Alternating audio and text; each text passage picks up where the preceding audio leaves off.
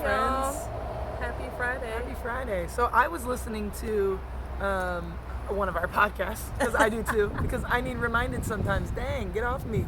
And in it, we talked about going downstream, and I actually said, I was like, well, we have not talked about this enough yet. Like, we haven't even taught this concept enough yet, right? And it's we a concept. want to talk about things that y'all don't know what we're talking about. Right. So we wanted to fill you in and give you a 10-minute video reminder, something you could go back to pretty easily and remember about what the downstream concept is. So Esther Hicks is a Shout out to her. guru, written books, given speeches on this concept, mostly rooted in the law of attraction and universal law like that, spirituality. But essentially, she gives this story and this image and this metaphor for life that we are all riding this river, and that's kind of how you move through life. Yeah. And we're in our boats. We all have our own boats, and a lot of people are rowing really hard, going upstream, fighting that current, because that's what we're programmed to do, right? We're told, like, you got to work hard. If you work hard, you'll get what you want. We think all the best things are up there, and if we can row hard enough, if we can outrow the current, we'll make it. We'll get the stuff, right? And then she blows up your spot and says, what if everything you've ever wanted, all of your desires are waiting for you downstream, and you're sitting still, rowing upstream, wearing yourself out, getting really strong, by the way, but in an inefficient way, then you're missing out on everything that's literally waiting for you to show up. What a disrespectful what if. What a How disrespectful. dare you, Esther? But what if? So she describes life this way, and she's right. Everything you've ever wanted is downstream. Oars were never meant for rowing. They were meant for steering. So we got them. They come with the boat. And when you go downstream and you go with the flow and you let the water carry you the way you were always meant to go, you're going to come across obstacles. There's going to be driftwood, there's going to be rocks, there's going to be rapids, there's going to be other boats, there's going to be people that fell out of the boat, there's going to be people you might want to stop and help. You're going to be next to like-minded individuals that are going the same direction as you, going the same way as you.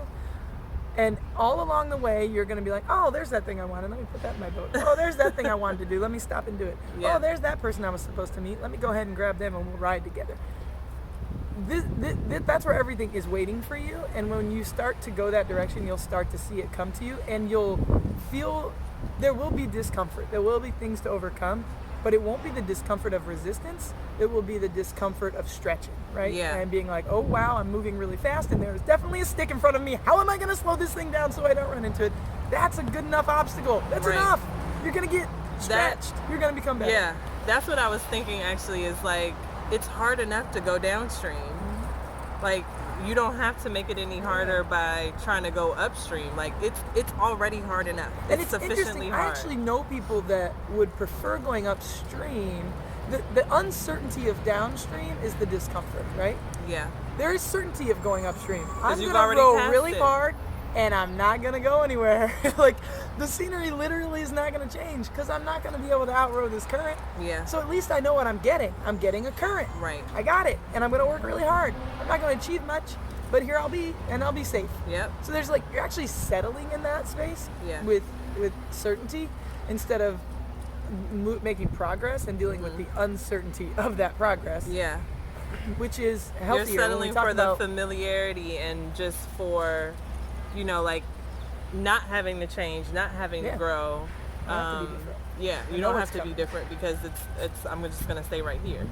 And I always like think about the different personalities of the people in the boats. Like when I meet people, I'm like, oh, they're that person. They're rowing upstream, and people are flying past them downstream, smiling, and they're drooling and sweating and frustrated, and they're like, why do they always get everything easily?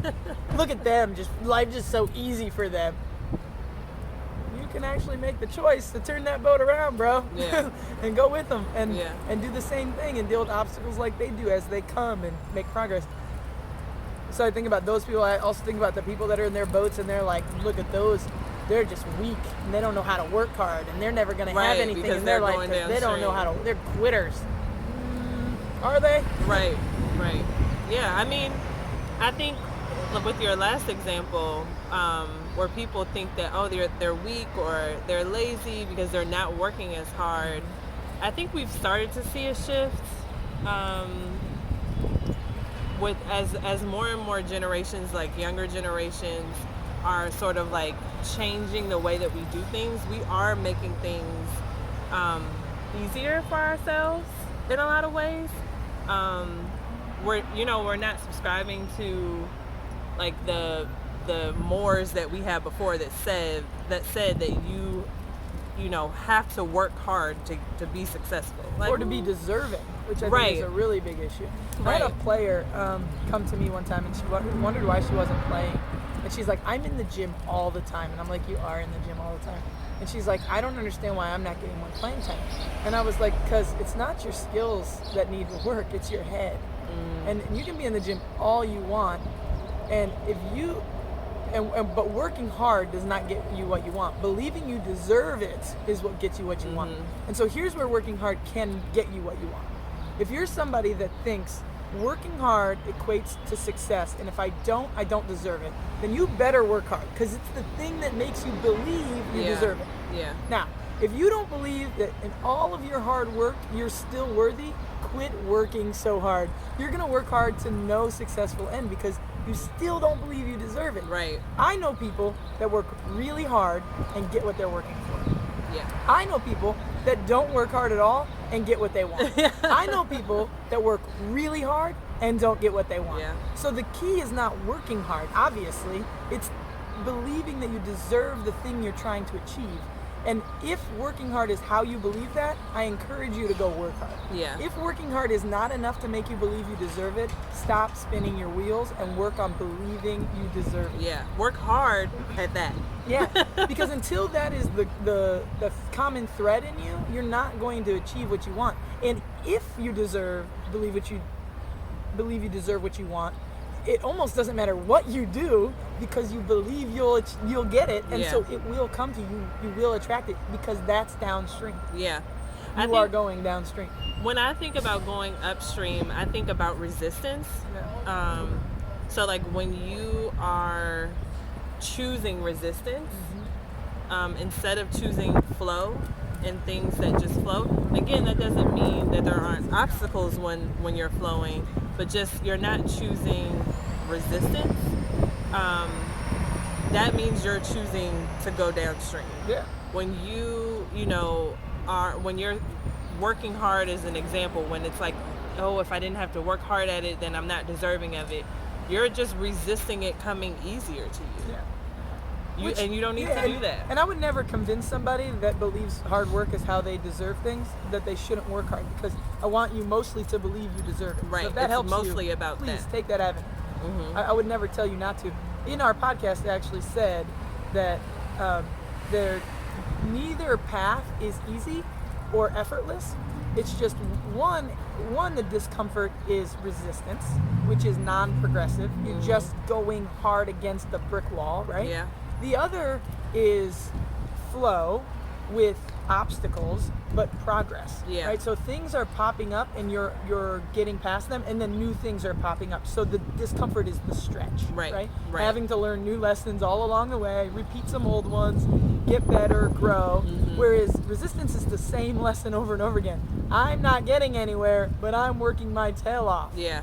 So that's an unhealthy discomfort versus progress and stretching, which is a healthy discomfort, because we're built to expand and get better and bigger and smarter and stronger and wiser. So we should take the path that's going to allow us the opportunities to do that. And it won't be easy. It's simple. It won't be easy, but it it'll is be hard. simple. Yeah. That's another thing we'll have to touch on, explain easy and simple. Oh yeah, I love that topic. Yeah. Maybe next time. Right here on We Teach Love. Right. All right, y'all. Happy Friday. Tune into the podcast.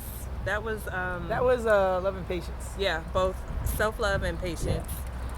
But yeah, tune into the podcast, tell people about it, like, share, subscribe, and we'll see y'all next Friday. Yeah.